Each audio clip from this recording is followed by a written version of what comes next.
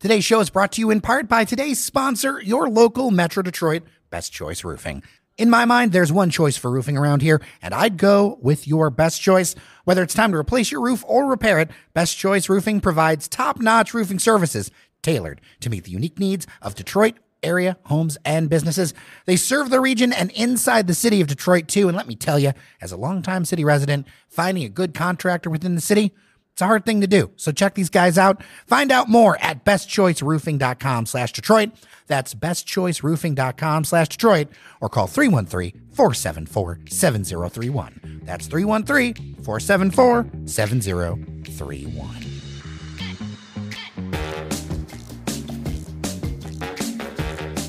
From the beautiful studio at TechTown in the Paris of the Midwest, Detroit, Michigan, I am Jer Stays. This is your Daily Detroit, sharing what to know and where to go in Southeast Michigan. To push Detroit forward, I am joined by a couple of illustrious people. To my left, Norris Howard. How are you? You back? Oh my gosh. I'm 2 back. days in a row. It's Thursday, September 12th, and you are here. Yeah, man, you know what I'm saying? You had to get me back because we forgot to talk about a very important milestone, and you had to bring on the West Side All-Stars to help you do it. And the other West Side All-Star is to my right, Mr. Devon O'Reilly, who is, by the way, still west of me. We couldn't arrange the table so that you were both west of me, but you are west of me. Yeah, close enough. We got the trifecta today, so this is fun. We got a lot to talk about. It's always good to have Norris in here. Yeah, absolutely. So we're going to talk about a bunch of stories today. We're going to move pretty quick. We'll start with a piece of great news and a piece of not so great news, and then we'll get into some fun and interesting things around town. First off, I want to thank everybody who's had anything to do with the show over the last few years. Behind the scenes, on the air, listening, supporting us on Patreon, sponsors. Here's the thing. We didn't even talk about it yesterday. 1,500 episodes of Daily Detroit. 1,500 episodes of an independent, all local podcast. It's a thing. We've done it together. I remember doing the 1,000th episode, and we had a whole shebang about it, and I don't even feel like that was that long ago. It doesn't. No. What was it? The Congregation, right?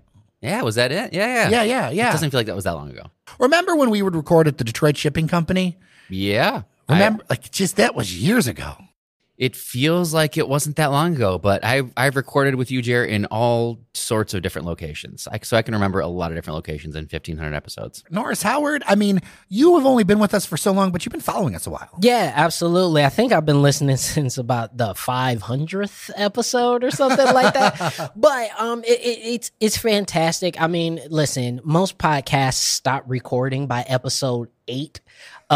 So, to get to 1,500 is a massive achievement. And I just want to get this on air and say this. Jer, you have been immense in the Detroit sort of news sphere. You have brought so many different people through this show, whether they be state politics, local politics, business leaders, artists, professionals, all of that kind of stuff. Very few people have been able to do what you've done in this city, and I think it deserves to be recognized. And so the 1,500 episodes aren't just about the listeners, they are also about you, Jeremiah Stays. Yes, the common denominator is Jer. Yes, 1,000%. You're very, very kind. It's an honor to be able to do this every single day. And so if you've got a favorite moment, send us dailydetroit@gmail.com. Both of you, what is the biggest thing that has changed around here in 1,500 episodes since we've started this thing? The studio is a big change. For going from, a shipping company and all these other places in the garage. Pandemic in a 8x9 room. Yeah, to now the studio in TechTown, I think is a big change. And then I think also just the cast of characters. I just think, I'm very excited that I'm here, and I think that's a big change for me. So I just think I've alluded to this in a previous episode we did, but just how we talk about the city versus what we were talking about 4, 5, 6 years ago. It's just a different time. I call it like the show me time. I've said that before. Like we're watching the stuff happen that you and I were like dreaming about years ago. Where I would come on once a month, and there would be like one big new restaurant that opened, or two new big restaurants that open like once a month. And now it's just like it's commonplace for all sorts of new places to be opening all the time. And it's good and bad. It's not an event anymore to have a cool new cafe, restaurant, space open up, building. Like that was like a big friggin' deal back then. And now it's commonplace because we're in this just time where it's all here. We can look around and see all the stuff we used to dream about. The thing is that a city that is alive is always evolving. And I know that's really uncomfortable for some people, and I respect that. But a city that is alive always has openings and closings and change. And, they're kind of living organisms like we are. Yeah. And I mean, there is a downside to that. I mean, I would agree. I think a lot of listeners were like, we've lost a little bit of our grit, a little bit of a kind of, I used to more so explore Detroit. Maybe that's just me going to all these places and doing that. There's less of like finding the nooks and crannies of the city that you've never been to or places that you never thought existed or never heard about. I think, that doesn't really happen as much anymore because of the way that development has happened and because of the way social media has kind of grabbed onto all these different restaurants and places and little far-flung spots. So I feel like less of an explorer these days, but that's okay because like you said, we evolve and so does the city. Yeah. Before we get going with everything else, I do have a piece of news I need to share because I've been open and public about this. Sadly, Gabby is no longer with us. She was diagnosed with aggressive breast cancer, as I mentioned, studio dog Gabby. She left us very quickly a few days ago, and it's been very tough.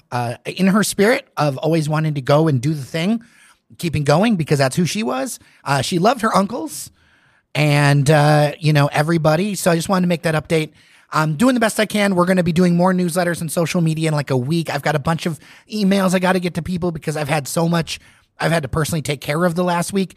But thank you, everyone, for your text messages, your support, your emails. I'm so honored to be able to share her with all of you and share her memory. And so thank you so much. And as I said, if you don't see as many emails or social media posts, but the show will continue because you know what? I think that's what we got to do. We got to keep all four paws moving forward. Yeah, I agree. I'm glad I got to do that show with you, Jer, to talk about her a little bit. And whether it be a sports analogy or whatever, the best thing is to be back doing what you love. You can kind of be in your feelings on the couch, in the bed, whatever. But I think most people would tell you the best kind of therapeutic way to kind of get through that is to just do what you love, this is what you love. Mm-hmm. I also love donuts. I've eaten a few donuts in the time. We can get you some more donuts. Okay, donuts are okay.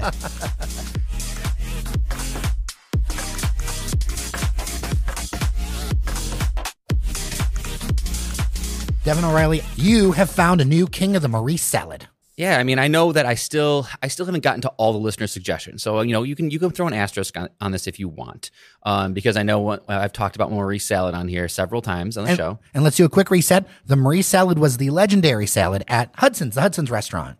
Exactly. And it's kind of a part of Metro Detroit culture. And so that's why so many people are passionate about it, interested in it.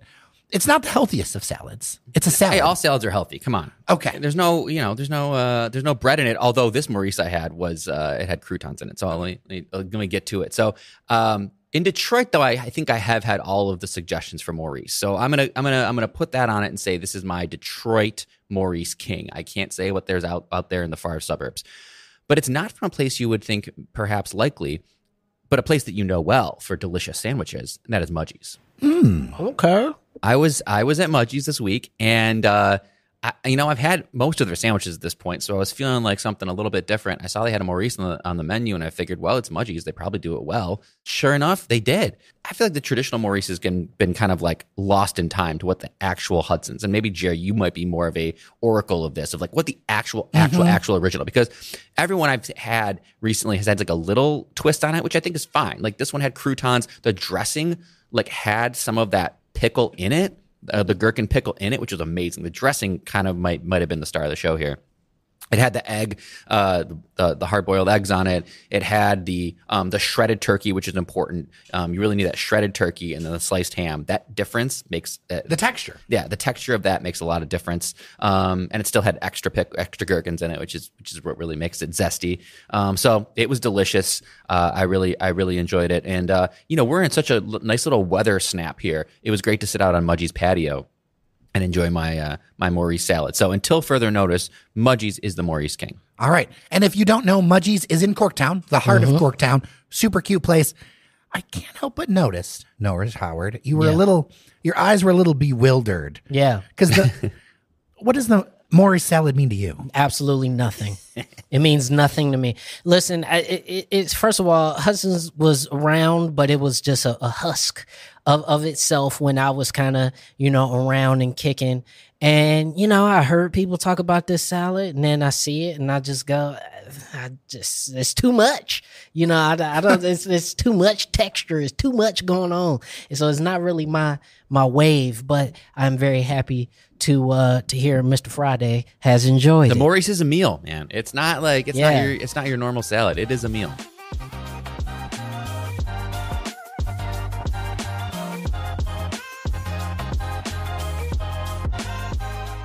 Devon, I know that you listen to other episodes of the show, and one of the reasons that Norris is here, it's not just to celebrate 1,500 episodes. You dragged him out for this? I dragged him out because I know you want to have a word. I just wanted it to I just want to start a fight. Let's just start a fight today. No, you're not going to do that. I'm not No. going to let you do that. No. But I do have some respectful disagreement into one of the things that Norris has been talking about recently. And again, I think both of us will get backlash for our opinions on this. So I'm just representing the backlash on the other side of this, which is Norris's, I'm going to summarize it as anti-SUV sentiment.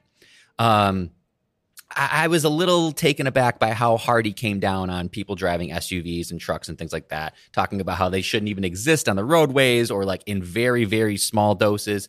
I've driven an SUV for a while, ever since, I've started driving again in the suburbs. When I was in the city, I didn't have a car. And, especially now as a father of even a 2-year-old, we took a trip recently and my car was packed to the brims in a kind of smaller SUV. So I can't imagine. I don't even think I could have made that trip in a sedan with all the stuff we needed to bring. Maybe that's just how life is. But for people with 2-3 kids, like, you need SUVs. And the customer sentiment would tell you that all these car companies are moving away from sedans. So clearly, I feel like whether you like it or not, SUV is here to stay and only growing. Listen, all right. First of all, you're right. The consumer has spoken, and this is what the consumer wants. And I'm here to say, I disagree with the consumer vehemently. I think the consumer, Saying it nicely. So you're saying the customer is wrong. Yes, they're wrong. Here's the thing. Listen, if you got 4 or 5 kids, sure, the SUV is way sexier than the minivan. I get it. All right. And you're talking about big road trips. Sure. I hate road trips. So I don't want an SUV. And I've said that also on this show. But my thing is looking at it from a safety perspective, because the story we talked about was based on new consumer regulations that could be coming out that is going to take pedestrian accidents into account when they're measuring the safety rating of SUVs. They did not do that previously. And as we know, SUVs and trucks are getting bigger and bigger and bigger to the point where you have to have a camera on the front of your car to be able to see if a child is in front of your car. That is insanity to me. And again, if you are a contractor or a plumber or skilled tradesman or anything like that, sure, having a truck or van or something like that makes perfect sense. But if you're like a 62-year-old like grandma, why do you have an F-150? I'm just saying. If you're a 40-year-old childless dude, why do you have an SUV? It's silly to me. Like, I just don't understand it. I think cars are way cooler. I think they're sleeker. I think they're, to me, way more fun to drive. And I just feel like we've gone into this bigger is better attitude that is distinctly American. And I just think we've gotten away from looking good. Well, Norris, you live in America. Can I remind you It's true. that? So It's it true. is American. American true. is as Americans wanted to drive their giant SUVs and barrel down the road. So everything you said is not wrong. They are definitely not as safe. And one of the things I would kind of extend to you to say where I agree is that they are less safe. And to that, I don't think, I know people who have big trucks like grandmas and such who have these big F-150s and trucks, and they can barely park them. And there should be something. I'll give you that. Whether it be a test or something, like if you're going to drive something like this, that's so much bigger than your normal car, you got to keep getting tested. So I'd be for like a every 5-year SUV test. If you want to keep, renew your license, you got to be able to park that thing. Devon, you got to be able to change making them a special class is what you'd like to see. Yeah. You want me to go to Secretary of State more? Are you serious? Listen now, Norris, the Secretary of State, it's much better now. Jocelyn's got us under control. Everything is very streamlined. Jocelyn's got us like hang out with like that important.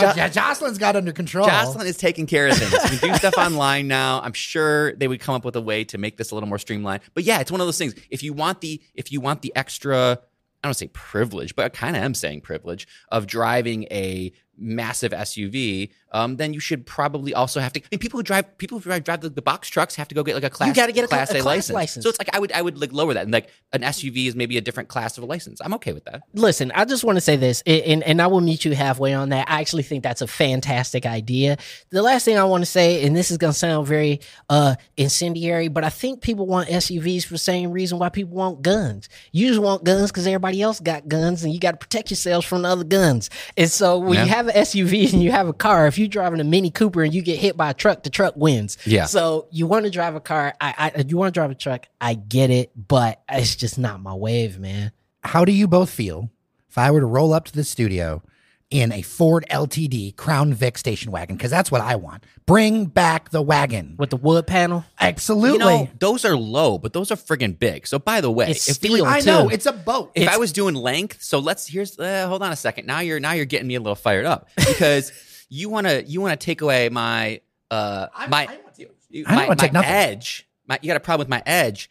That boat you just talked about is at least as long as my edge is. Granted, it's lower, but what are we really longer? What are we really talking about here? You want boats on the road? I don't want those either. No, Get those out of I'm here. with Devon on this. All right, listen. I want my road boat. You can do what you want, but that's silliness. The drop top road boat. No. It's like some of those. No. One time I went over to Belle Isle with a friend who had a Cadillac drop top from like the 60s, giant Eldorado.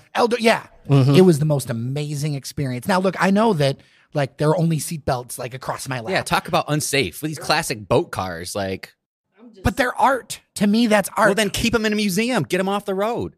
Oh man, one of these days. When I was younger, I always thought I would have like the Tweetmobile. It shows you how much of a nerd I was. Mm-hmm. Get like a Twitter blue drop top convertible. Have Wi-Fi in it because this is before the days all of our phones, like all that other stuff, and we could do a podcast studio in the drop top Cadillac. That is the worst idea I've ever heard. Jared, that's why I brought the two of us on here for this one. Yeah, this is I'm not sorry. great. If you're gonna tell me to keep my SUVs off the road, keep your antique boat cars off the road. Yeah, too, for frankly. real, man. I'm sorry, I can't rock with you on this one. I'm sure people will disagree, but that's okay. It'll be fun to see the mail that comes in.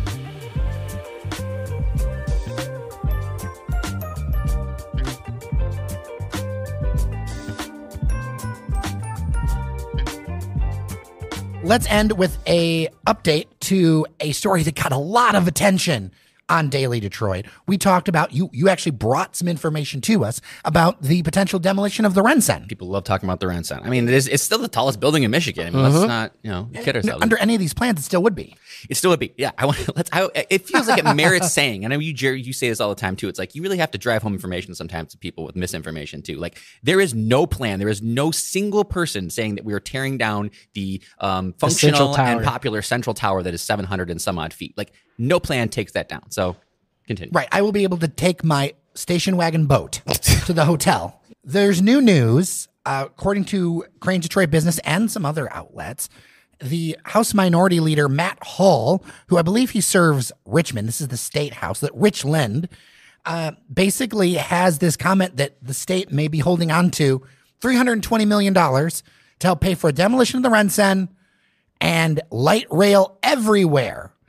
Oh. And one, I don't think that would actually pay for light rail everywhere. No, it would not. But it might be a start something. But what do we think of this? He says that they're holding the money back, that it should go to education. Now, I'm going to just throw a flag on the play right here. I have very little confidence this money would actually go to education looking at the previous record.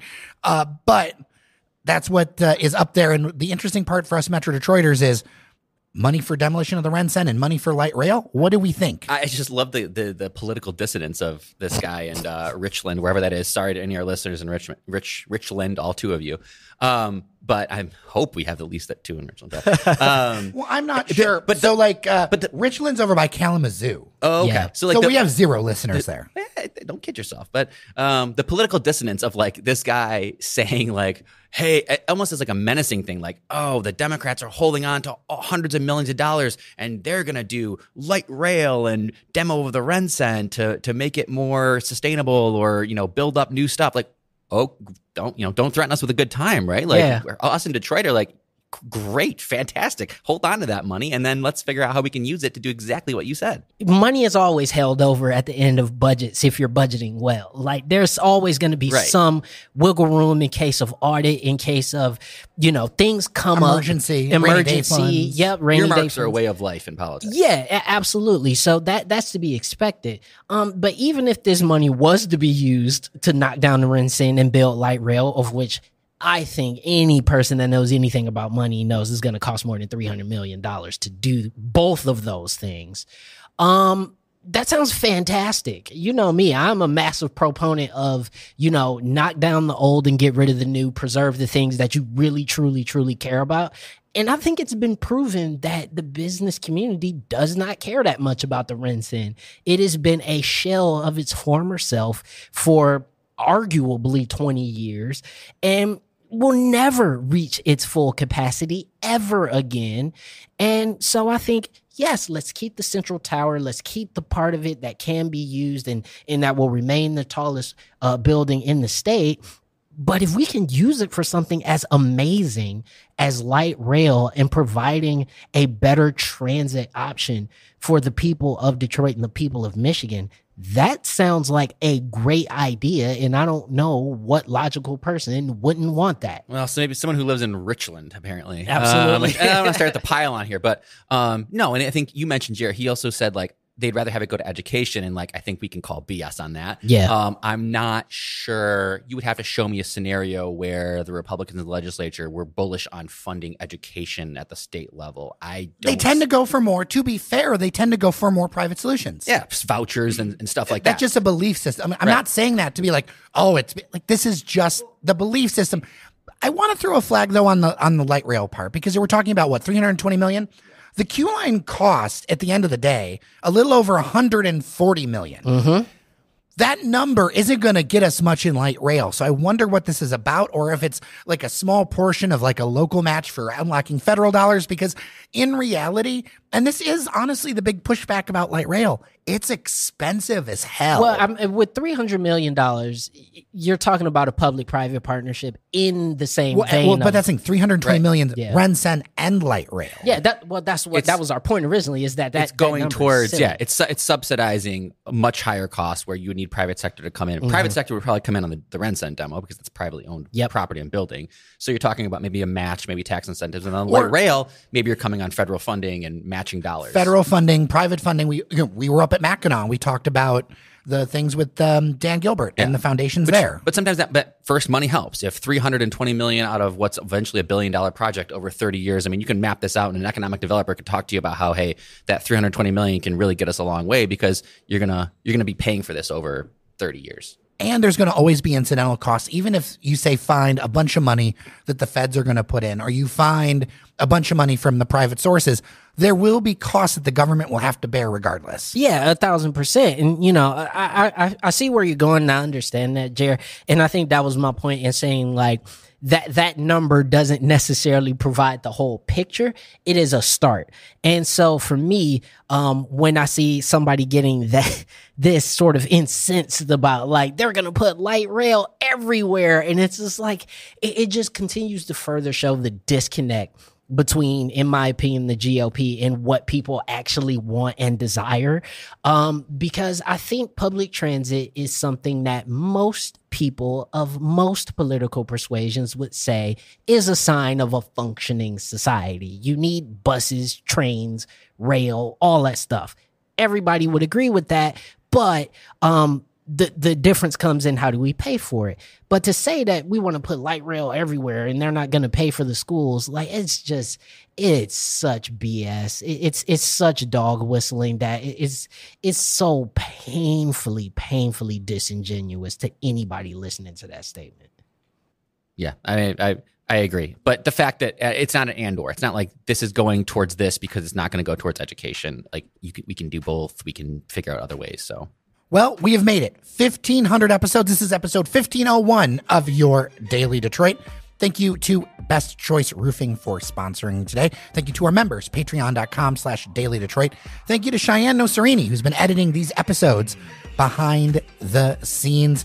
I appreciate all of you for listening. Norris Howard, so good to see you. Yeah, man, it's good to be here. Devon O'Reilly. Always a pleasure. 1501 in the books and at least 1501 more to go, right? That's right. With that, I'm Jer Stays. Thank you so much for listening. Remember that you are somebody, and we'll see you around Detroit.